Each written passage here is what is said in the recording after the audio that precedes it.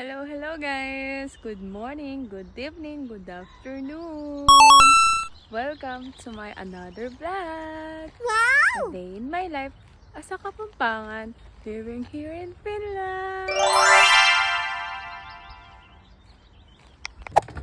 So yun na nga guys, samahan niyo akong maglaba ngayon. Dahil wala kayong magagawa kasi mapapanood nyo to, Charis. What? Hindi na nga natapos-tapos tong nilalaban ko. Kasi nga naman, dalawang araw na akong naglalaba. Pero di na nga ngayon mahirap maglaba kasi nga pipindot-pindot ka na lang. Tapos maghihintay. Habang hinihintay ko nga matapos yung mga labahin ko, niready ko na yung chicken tsaka yung garlic. Sunod ko na nga din yung black pepper tsaka tong patis. Katapos niyan yung oyster sauce.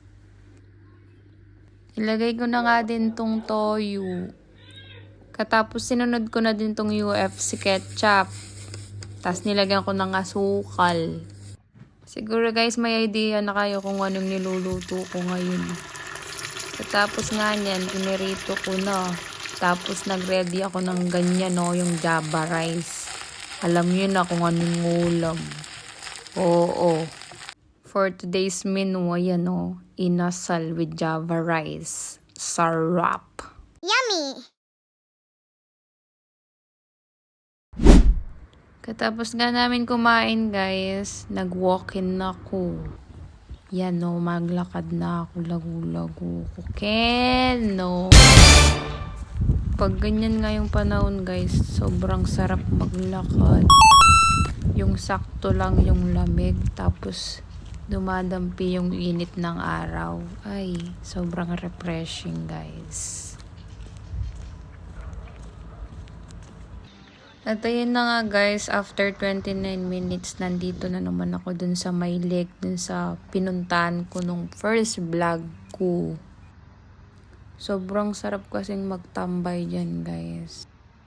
Tahimik, tapos mahangin. Kaya palagi ako dito.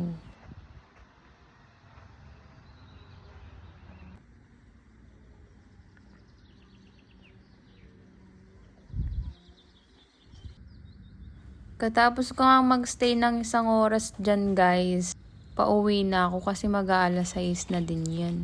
Yun lang guys, salamat sa panonood. Mag-ingat kayo parate.